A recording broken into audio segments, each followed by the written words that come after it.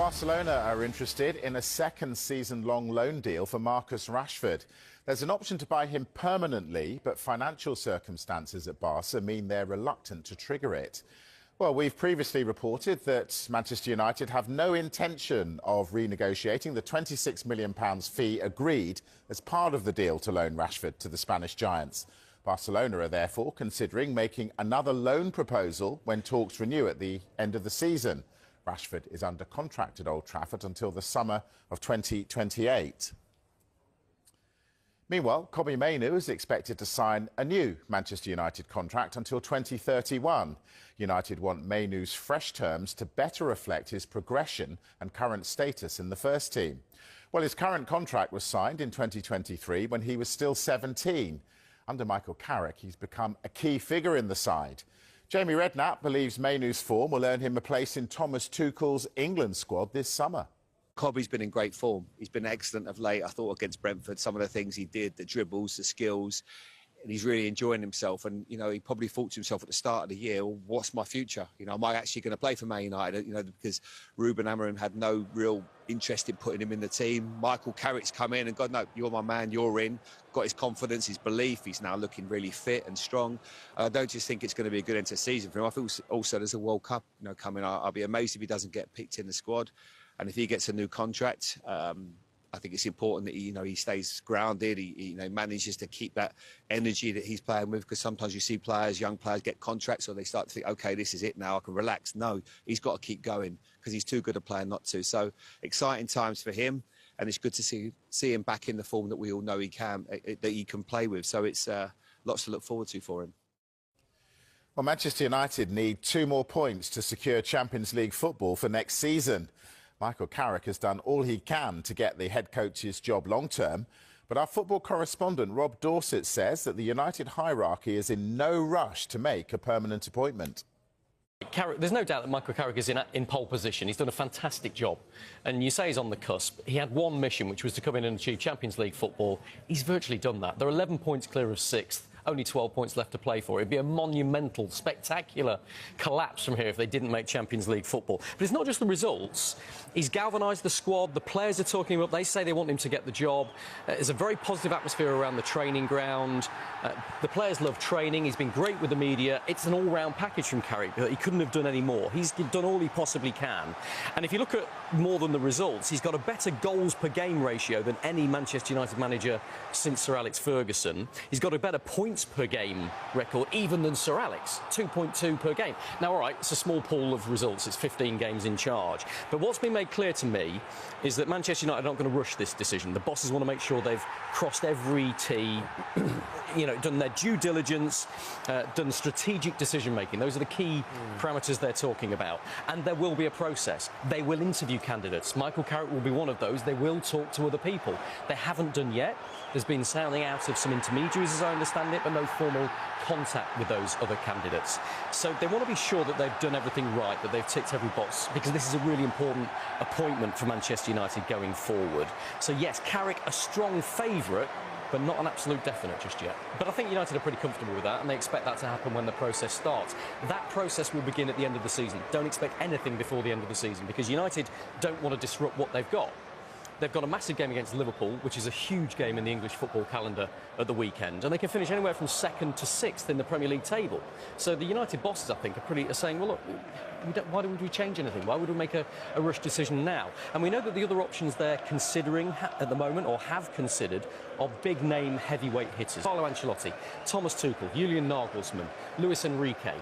But just at a time when Michael Carrick has done so well, those options have dwindled for Manchester United. Tuchel and Ancelotti have both signed new contracts with their respective nations, Brazil and England. Looks like Luis Enrique is going to sign a new contract with PSG. So in terms of the heavyweight options that United have got, maybe, to come in as a big name, the character that can cope with the club, maybe they haven't got as many options as they thought they had. That strengthens Michael Carrick even more. Yeah, it's going to be fascinating to see what United do. Well, Rob mentioned it there. They face Liverpool on Sunday. One of the best jobs in world football could be up for grabs in the summer. No, not my job, which it is pretty good, but the job at Real Madrid. As you can see, our chief correspondent, Kaveh Solokol, is here. Right.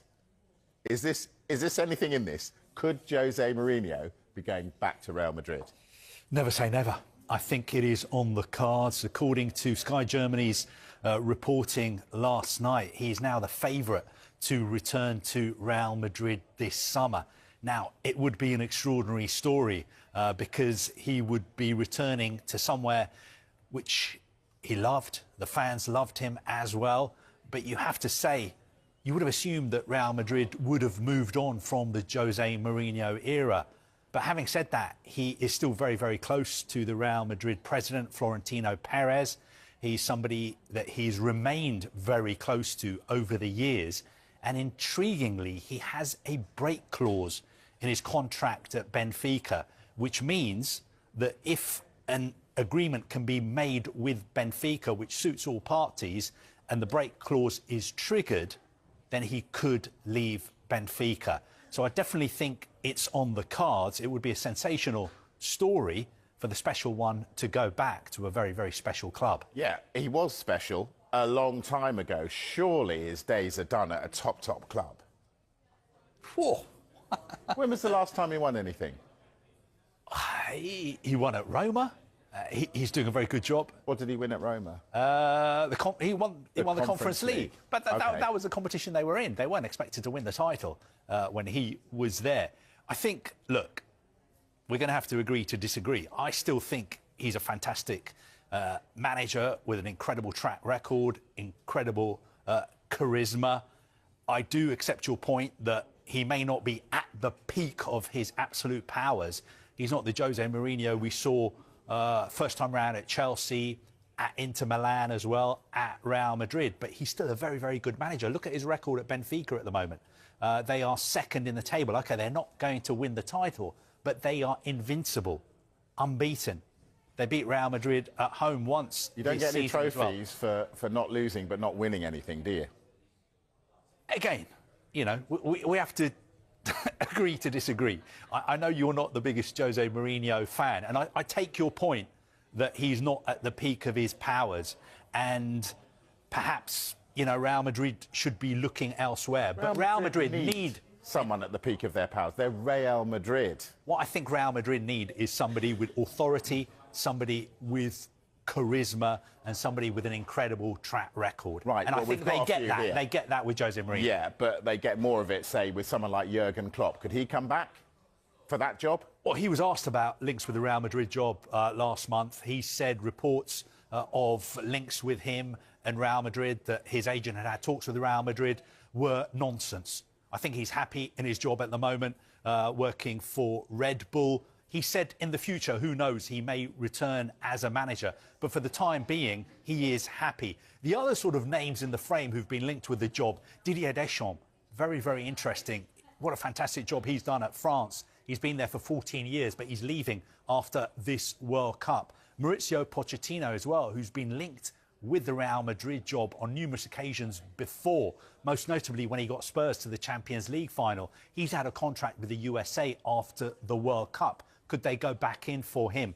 And also Lionel Scaloni, who's won the World Cup with Argentina. He still lives in Spain. He's played in Spain.